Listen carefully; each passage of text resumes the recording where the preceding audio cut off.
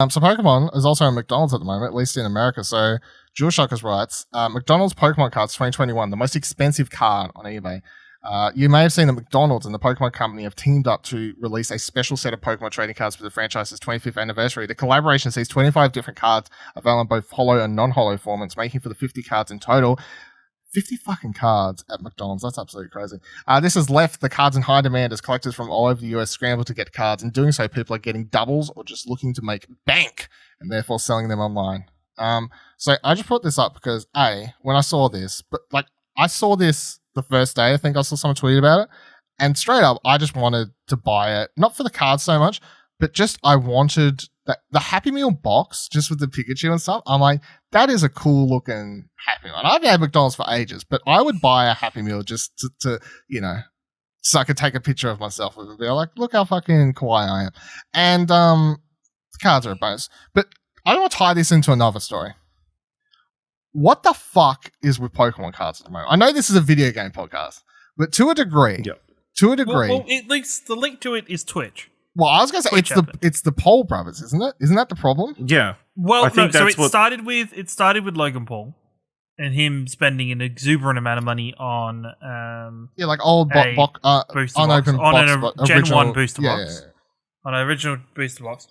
But then what also happened is a whole bunch of Twitch streamers started buying booster boxes and opening them on. It's like a fad now. Stream, on a big thing. The Twitch streamer Ludwig organized a whole week of it last year, where they had like a week where every day a different streamer opened a different box, and they were all kind of the prices of it were all ranging from a couple thousand all the way up to maybe like $30,000 to $50,000 just for a box and stuff. And I guess through those, Twitch streams, people have now been somewhat educated about the world of Pokemon cards in terms of getting them rated, about what to be looking for in terms of different printing styles or errors that could bring down the value on the card. Everything from being like, oh, can you get a PSA 10? If you get a PSA 10 Charizard, they're worth something. And so, that's just resulted in people believing that they now know what they're looking for when they're going into buying booster boxes, and are now jumping in and buying booster boxes like they're going out of fashion. I don't know if this is a hot take or not, but I don't actually like this story at all. I don't like because to me, look, from the outset, of course, I'm not a fucking Logan or Jake Paul fan. I don't feel like that should come as a fucking surprise to anyone, right? Anyway, it feels to me them doing it originally was more from they would have just done it for any card set if there was a chance of just making bank for the video. Like, it could have been fucking anything. Like, it's not from a love for the Pokemon cards. Like, and because they've done it now, they've kind of inflated the market almost like those people from Reddit did with the GameStop stock. Yeah, and it was happening all at the same time too, right? Like, roughly? Like, this is all happening? No, this has been ongoing for a while. This has been going on for months. Only a couple of months, this has been right? Obviously, the Pokemon card thing has been going for, like, several years. Like, obviously, there's been hardcore collectors yeah, of course, for years. but but obviously, there's been an influx in the last 12 I know, I just find... It's not the Pokemon people getting into Pokemon cards. I'm all for that, like... shout out to House of Mario, like those two have got back into it. Like Drew and Bryce have got into it. Jamie Penning has always been I know. I think for at least the last couple of years, I think is what his thing is that he's got into it. So, but like it definitely seems like Bryce and Drew have got into it because of they're part of the sweep in this at the moment, and I'm like, good for them. They're having a great time. Happy for them.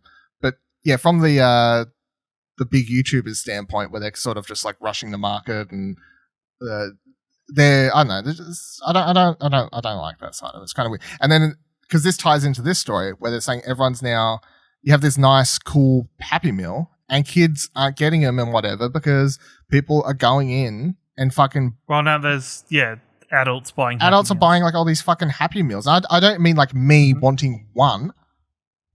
I mean, like, people are going buying like all of 10 and just being like, I just want the booster because they want the rare cards also, to make money. at the same time, ruining it. It's kind of like so.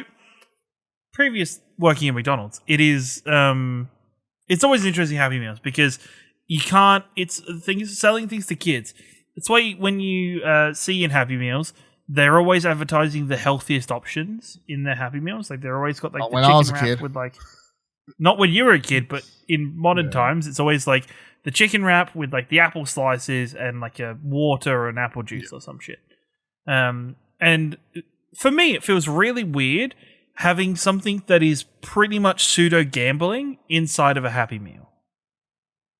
I mean, but the Because kids don't know that if you're a good parent, you're like, hey, you got one pack. And then they're like, is there more of these? And you go, nah, that's it.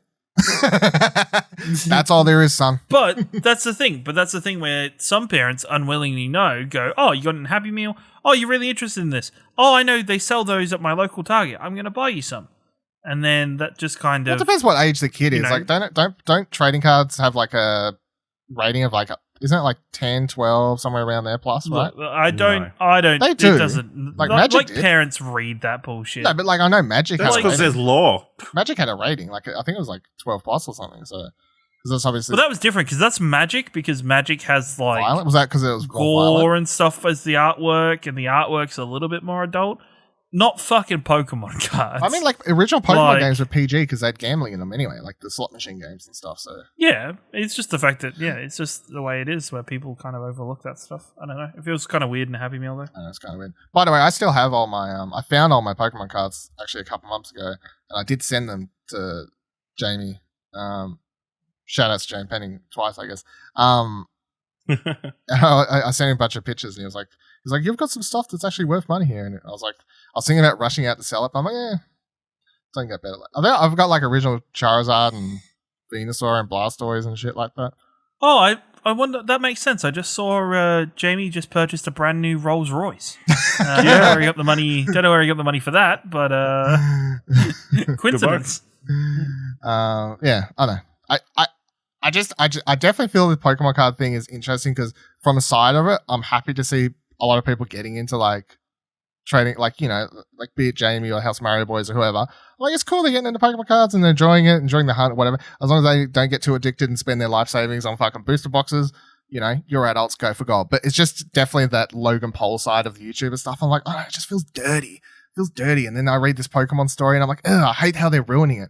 Especially because I, before all this, the day I saw it pop up, I like tweeted at McDonald's Australia. I'm like, hey, when are we getting the Pokemon Happy Meals? I want to buy a Pokemon Happy Meal. That sounds awesome.